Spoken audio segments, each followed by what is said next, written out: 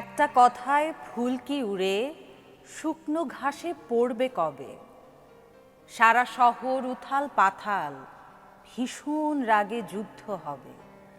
কাটবে চিবুক, চিড় খাবে বুক, লাগাম কেড়ে ছুটবে নাটক। শুকনো কুয়োয় ঝাঁপ দেবে সুখ, জেলখানাতে স্বপ্ন আটক। একটা ব্যথা বর্ষা হয়ে মৌচাকেতে বিঁধবে কবে। ছিঁড়বে মুখোশ, আগ্নেয় রোষ, জ্বলবে আগুন, পুতুল নাচে, ভাঙবে গরাদ, তীব্র সাহস, অনেক ছবি টুকরো কাচে। একটা কুড়ি বারুদ গন্ধে মাতাল করে ফুটবে কবে। সারা শহর উথাল পাথাল, ভীষণ রাগে যুদ্ধ হবে। নবারুণ ভট্টাচার্যের একটা ফুলকির জন্য। প্রখ্যাত এই কবি, গল্পকার, ঔপন্যাসিক, তার আজ জন্মদিন। প্রথা বিরোধী এই লেখককে জন্মদিনের শুভেচ্ছা জানিয়ে, শ্রদ্ধা জানিয়ে শুরু করছি আজকের সকাল 24। শুভ সকাল, আমন্ত্রণ সকাল 24-এ। আজ সোমবার 9 আষাঢ় 1432 বঙ্গাব্দ এবং 23 জুন 2025 খ্রিস্টাব্দ। আপনাদের সাথে আছি আমি নিকিতা নন্দিনী। দর্শক, আজ আয়োজনের শুরুতেই পত্রিকার খবরগুলো দেখে নেব। আমার হাতে আজকের বেশ কয়েকটি পত্রিকা কিন্তু চলে এসেছে। আমি একটু এর প্রথম পাতাগুলোতে কি কি খবর রয়েছে চোখ বুলিয়ে নিতে চাই। আমার কাছে শুরুতে রয়েছে সমকাল। সমকালের প্রথম পাতায় কিন্তু যেই খবরটি দেখতে পাচ্ছি, অর্থাৎ মার্কিন বিমা হামলার প্রতিক্রিয়ায় রোববার ইসরায়েলে আরও বড় ধরনের যে ক্ষেপণাস্ত্র হামলা চালায় ইরান, তার একটি ছবি দেখতে পাচ্ছি। ধ্বংসস্তূপে উদ্ধার তৎপরতা চালাচ্ছে জরুরি পরিষেবা বিভাগের সদস্যরা। এর শিরোনাম দেওয়া হয়েছে যুদ্ধের গতিপথ পাল্টে যাচ্ছে। অর্থাৎ অবশেষে ইরানে হামলা চালিয়ে মধ্যপ্রাচ্যে চলমান সংঘাতে সরাসরি নিজেকে জড়ালো যুক্তরাষ্ট্র। আরও একটি খবর দেখতে পাচ্ছি, শিরোনাম দুপুরে মামলা, সন্ধ্যায় মব সৃষ্টি করে পুলিশের সোপর্দ। অর্থাৎ ভয় ভীতি দেখিয়ে জনগণের ভোট ছাড়া নির্বাচন করার অভিযোগে সাবেক 3 প্রধান নির্বাচন কমিশনার সহ 24 জনের বিরুদ্ধে গতকাল রোববার দুপুরে মামলা করেছে বিএনপি। অর্থাৎ গতকাল যে কে এম নুরুল হুদাকে পুলিশের সোপর্দ করা হলো, সেই বিষয়টি রয়েছে এখানে। আরেকটু নিচে যদি যায়, কূটনীতির নামে প্রতারণার কঠোর জবাব দেবে ইরান। আমি তো সমকালের শেষ পাতায় ঘুরে আসতে চাইবো। শেষ পাতায় কিন্তু করোনার একটি খবর আমরা দেখতে পাচ্ছি। এর শিরোনাম সংক্রমণ বাড়লেও টিকা নিচ্ছে না মানুষ, মৃত্যু আরও 5। অর্থাৎ 24 ঘন্টায় 2.5 বছরের মধ্যে সর্বোচ্চ মৃত্যু, 5 জনের মৃত্যু হয়েছে। দর্শক, আমরা কিন্তু আসলে করোনার যে সময়টা পার করেছি, করোনার সময় কি কি করণীয়, কি করতে হবে, আমরা সকলেই কম বেশি জানি। সেই বিষয়গুলো মাথায় রেখে চলাটাই নিশ্চয়ই উচিত হবে। আমি একটু প্রথম আলোতেও চলে যাব। প্রথম আলোর প্রথম পাতায়ও সেই ইরান ইসরায়েলের যে সংঘাতটি, সেই খবরটি দেখতে পাচ্ছি। শিরোনাম ইরানে পরমাণু স্থাপনায় মার্কিন হামলা। একই সাথে রয়েছে 25-26 বাজেটের একটি খবর। শিরোনাম দেওয়া হয়েছে কালো টাকা সাদা করার সুযোগ থাকছে না। অর্থাৎ ফ্ল্যাট এবং ভবনে বিনিয়োগ করে যে কালো টাকা সাদা করার একটা সুযোগ, সেটি রাখেনি অন্তর্বর্তী সরকার। আগামী অর্থ বছরের 25-26-এর জন্য বাজেট ঘোষণার সময় এই সুযোগটা দেয়া হয়েছিল, তবে বাজেট চূড়ান্ত করার সময় সুযোগটি বাদ দেওয়া হয়েছে। একই সাথে মব তৈরি করে সাবেক সিইসিকে হেনস্থার পর পুলিশের সোপর্দ, খবরটিও এসেছে প্রথম আলোর প্রথম পাতায়। প্রথম আলোর শেষ পাতায় আমি একটু যেতে চাইবো। রাতে প্রায় 2 ঘন্টা বিদ্যুৎহীন ঢাকার কিছু এলাকা। গতকাল কিন্তু বিদ্যুৎহীন ছিল রাজধানী বেশ লম্বা একটা সময় ধরে। রামপুরা সুপার গ্রিডের সমস্যা হওয়ায় গতকাল রোববার রাতে রাজধানীর গুলশান, বনানী, বসুন্ধরা সহ বেশ কয়েকটি এলাকায় বিদ্যুৎ সরবরাহ বন্ধ হয়ে যায়, সে খবরটি রয়েছে। ইলিশের একটি খবর দেখতে পাচ্ছি। শিরোনাম বর্ষায়ও ইলিশ নাগাল ছাড়া। রাজধানীর বাজারে এখন 1 কেজি ওজনের একটি নদীর ইলিশের দাম চাওয়া হয় 2,500 টাকা, যা পোশাক খাতের একজন শ্রমিকের প্রায় 6 দিনের নিম্নতম মজুরের সমান। আসলে ইলিশ নিয়ে আরেকটু বিস্তারিত আলাপ করতে চাইবো আজকে। দর্শক, একটি প্রতিবেদন একটু দেখে নেই। ইলিশের মূল্য নির্ধারণের জন্য কিন্তু মৎস্য এবং প্রাণী সম্পদ মন্ত্রণালয়ের প্রস্তাব পাঠিয়েছে চাঁদপুর জেলা প্রশাসন, এবং দাবি সব শ্রেণীর ভোক্তার কাছে ইলিশ সহজলভ্য করতেই এমন উদ্যোগ। এতে ক্রেতারা খুশি হলেও সায় নেই ব্যবসায়ীদের। বলছেন পচনশীল পণ্যের মূল্য নির্ধারণ অসম্ভব। চাহিদার সাথে পাল্লা দিয়ে ইলিশের দাম আকাশ ছুঁয়েছে অনেক আগেই, যা এখন কেবলই উচ্চবিত্তের সাধ্যে কুলায়। জাতীয় মাছের মূল্য আপামর জনসাধারণের নাগালে রাখতে সম্প্রতি ইলিশের মূল্য নির্ধারণে মৎস্য প্রাণী সম্পদ মন্ত্রণালয়ের প্রস্তাব পাঠিয়েছে চাঁদপুর জেলা প্রশাসন। আহরণ খরচ বিবেচনা করে দাম নির্ধারণ করলে সবাই মাছটি কিনতে পারবে বলে দাবি প্রশাসকের।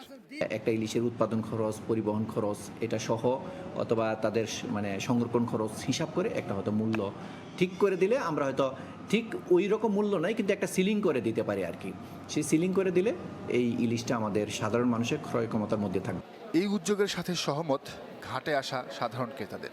যেহেতু এখানে ফ্রেশ মাছটা আসে এই জন্য এখানে মাছটার দাম বেশি। মাছ এখন তো নদীতে নাই, এই জন্যই মাছের দাম এত দাম দিই। তবে বিপরীত প্রতিক্রিয়া জেলে ও ব্যবসায়ীদের। জেলেরা বলছেন, নদীতে ইলিশ কম ধরা পড়ায় দিনভর জাল ফেলে উঠছে না নৌকা ও তেল খরচ। আর ব্যবসায়ীদের দাবি, পচনশীল পণ্যের দাম নির্ধারণ সম্ভব নয়। মাছ নাই বিধানে মাছের দাম এখন বেশি। গাঙ্গ এখন 2000 টাকা খরচ করে গাঙ্গে মাছ 1000, 1200, 1500। আমাদের এখানে নিলামের ঘাট যত দাম উঠবে যে খাটবে সে নিবে। যে 10-20 কেজি 50 কেজি মাছ আসে এগুলি স্টাফের বেতনের টাকা হয় না। এই ধরনের উদ্যোগ অসাধু ব্যবসায়ীদের নিয়ন্ত্রণে ভূমিকা রাখবে বলে মনে করেন এই গবেষক। ইলিশের মূল্য নির্ধারণ বিষয়ক যে উদ্যোগ নিয়েছেন এটি সফলভাবে বাস্তবায়িত হলে ইলিশের উচ্চ মূল্য অযথাভাবে অসাধু ব্যবসায়ীরা যে নির্ধারণ করার চেষ্টা করে থাকে সেটি নিয়ন্ত্রিত হবে।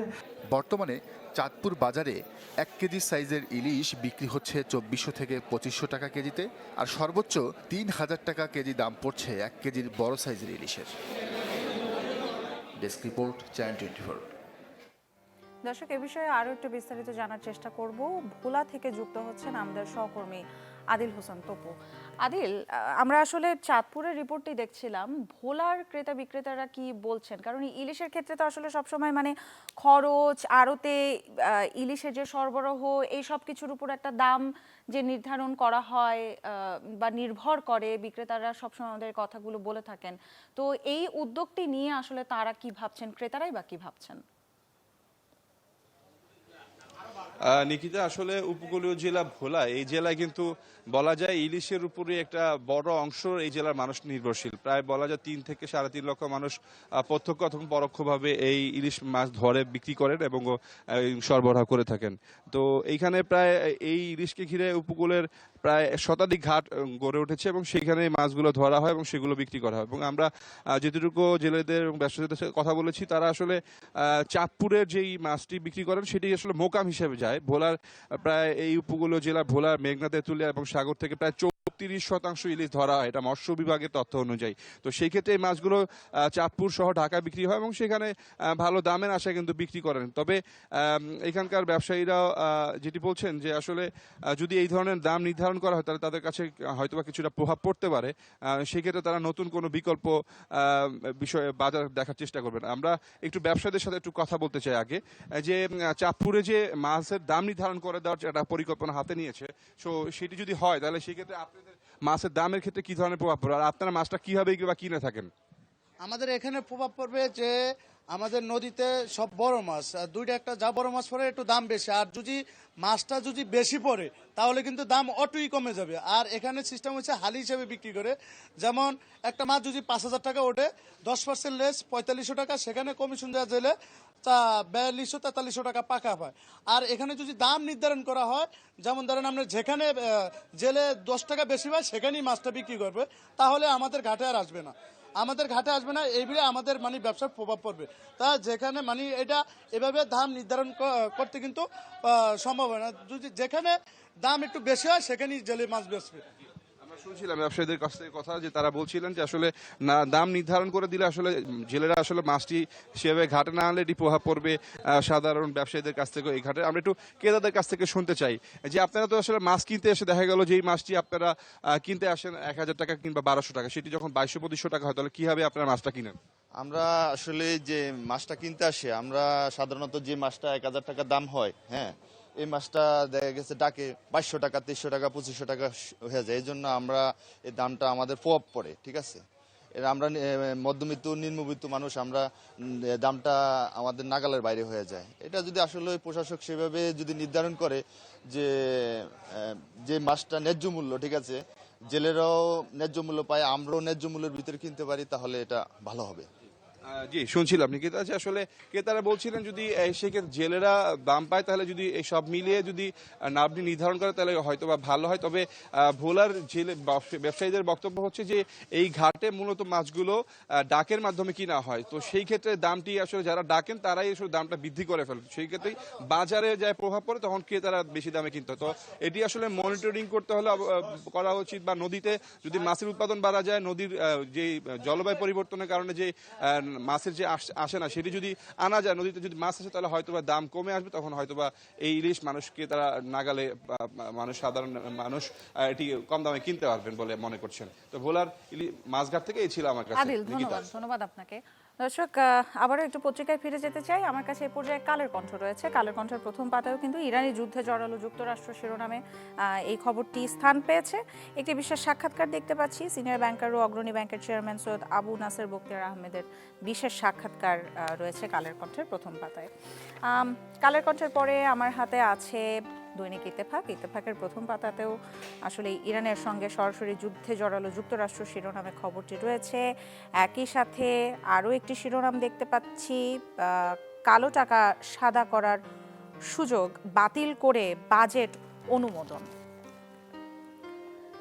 শেষ দিনে নিবন্ধন আবেদন জমার হিড়িক, ইসির সামনে ভিড়, নিবন্ধনের জন্য 147টি দলের আবেদন।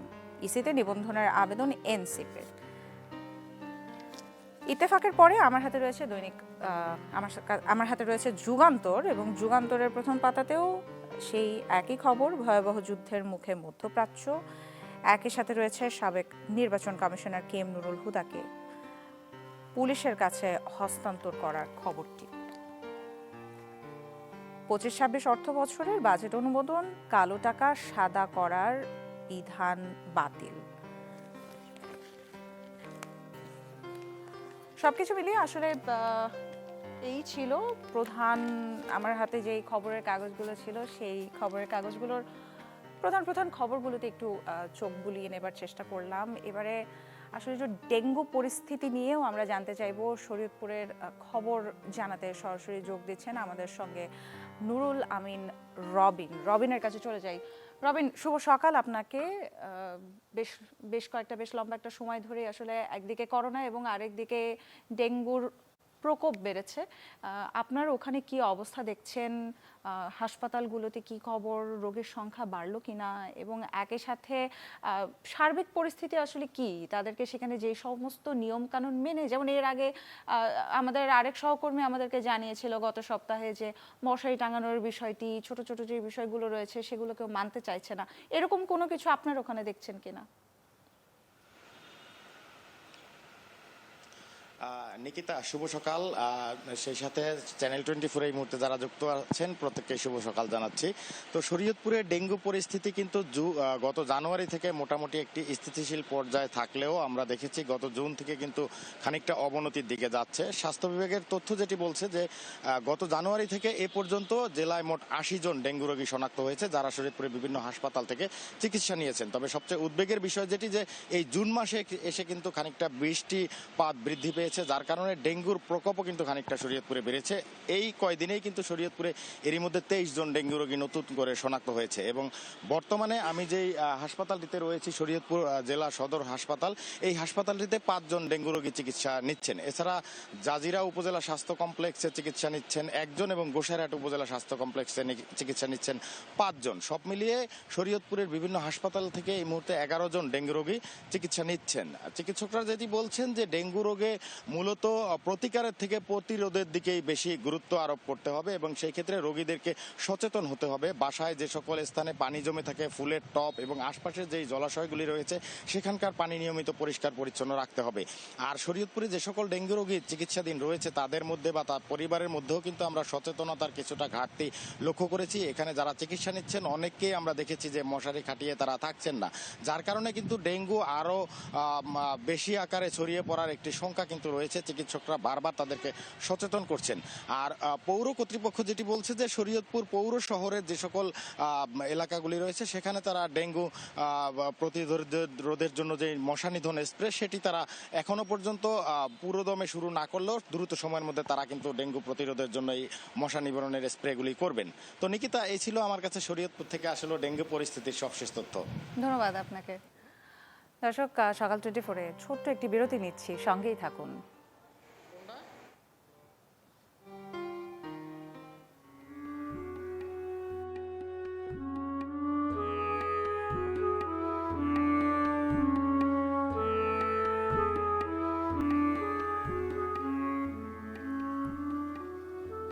আবারও আমন্ত্রণ সকাল 24-এ।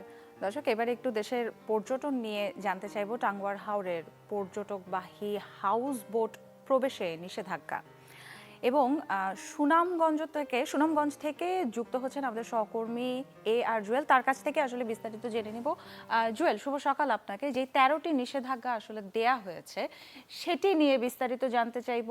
একই সাথে প্রকৃতি সম্পদ রক্ষার্থে মানে এসব বিবেচনায় তো আসলে এই নিষেধাজ্ঞা, এই বিষয়গুলো নিয়ে স্থানীয়রাই বা কি ভাবছেন, বা সেখানে বেড়াতে যান যারা তাদের কারোর সাথে কথা হলো কিনা, তারা কি ভাবছেন বা কতটা মানছেন বা মানতে পারে বলে মনে হচ্ছে?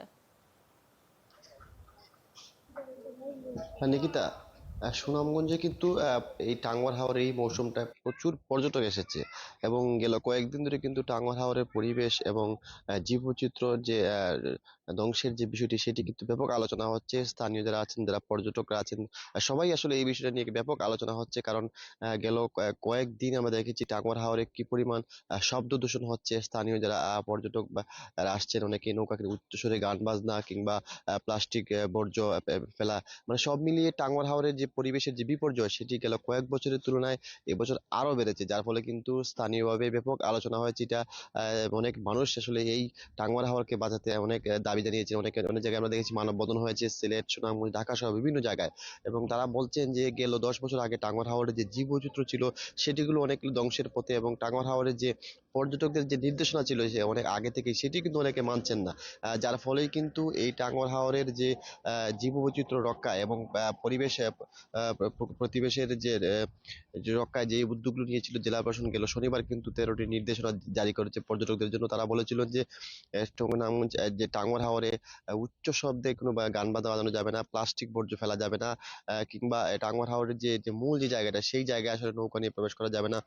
এইসব নির্দেশনা এবং প্লাস্টিক বর্জন এবং যে মানুষের যে বর্জ্যগুলো সেগুলো আসলে ওয়াচ টাওয়ারের যে আশপাশে এলাকা সেগুলো ফেলা যাবে না, সেই প্রায় 13টি নির্দেশনা জারি করেছিল প্রশাসন। কিন্তু গতকাল রাতে জেলা প্রশাসন থেকে আসলে সুনামগঞ্জ টাঙ্গুয়ার হাওর যে মূল যে মাছের যে অভয়াশ্রম ওয়াচ টাওয়ার, যেখানে আসলে পর্যটকরা যে ওয়াচ টাওয়ারে গিয়ে আসলে নৌকাগুলো ভিড় জমে, সেই ওয়াচ টাওয়ারে কিন্তু হাউস বোটগুলো প্রবেশের নিষেধাজ্ঞা দেওয়া হয়েছে। পরবর্তী নির্দেশনা না দেওয়া পর্যন্ত সবগুলো হাউস বোট ওয়াচ টাওয়ার এবং আশপাশের এলাকায় যাতে প্রবেশ না করে সেই নির্দেশনা জারি করেছে জেলা প্রশাসন। এটিতে আসলে স্থানীয়রা যারা এই সুনামগঞ্জ বা টাঙ্গুয়ার হাওর কেন্দ্রিক যারা আসেন তারা আসলে অনেকটা সাধুবাদ জানিয়েছেন। তারা বলছেন যে গেল যে হাউস বোটের গেল কয়েকদিন ধরে যে হাউস বোট যে ওনার অ্যাসোসিয়েশন তারা বলছেন যে তারা যে 13 নির্দেশনা দেওয়া হয়েছিল সেগুলো তারা মেনে চলেছেন। এবং গতকাল রাতে যেহেতু মধ্যরাতে আসলে এই জেলা প্রশাসন থেকে এগুলো জারি করা হয়েছে, আজকে আমরা সকালে বেশ কয়েকজন হাউস বোট ওনার্স যে যারা আছেন, মালিক আছেন, তাদের সাথে কথা পরিবেশ এবং জীববৈচিত্র্য রক্ষা হোক, তারা সব ধরনের নির্দেশনা মেনেই তারা চলবেন। তবে তারা বলছেন যে ওয়াচ টাওয়ারের আশপাশে নৌকার একটি জায়গা রাখার স্থান তৈরি হলে তো ওয়াচ টাওয়ারের যে মূল জায়গা সেইগুলোতে হাউস বোটগুলো প্রবেশ করবে না। তারা বলছেন যে হাওরের পরিবেশ ক্ষতি হয় এমন কাজ তারাও করতে রাজি না, কিন্তু কিছু পর্যটকদের কারণে এবং কিছু নৌকার যে কিছু নিয়ম না মানা কিছু হাউস বোটের কারণে কিন্তু এই পরিবেশ এবং বিপদ হাউসবোটগুলো যাতে ওয়াচ টাওয়ারের ভিতরে প্রবেশ না করে সেই দাবির প্রেক্ষিতে কিন্তু জেলা প্রশাসন এমন নির্দেশনা। এটি যদি বাস্তবায়ন হয় তাহলে হয়তো হাওরের জীববৈচিত্র্য এবং পরিবেশ অনেকটা রক্ষা হবে বলে স্থানীয়রা দাবি করছেন। নিকিতা। জুয়েল, ধন্যবাদ আপনাকে। আসলে দর্শক, টাঙ্গুয়ার হাওর কিন্তু বেশ লম্বা একটা সময় ধরেই, মানে অনেক বছর ধরে আমরা জানি যে সেখানে ভ্রমণ পিপাসু মানুষেরা বেড়াতে যেতে খুব পছন্দ করেন। কিন্তু নিশ্চয়ই এই বিধি নিষেধগুলো সেখানকার পরিবেশ প্রকৃতিকে আরেকটু সুন্দর আরেকটু পরিচ্ছন্ন করতে সাহায্য করবে। অর্থাৎ ভ্রমণ পিপাসু যারা রয়েছেন তারা নিশ্চয়ই এই বিষয়গুলো মাথায় রেখে সেখানে বেড়াতে যাবেন। এবারে দেখে নেব গেল 24 ঘন্টায় আবহাওয়ার তথ্য এবং আজকের আপডেট।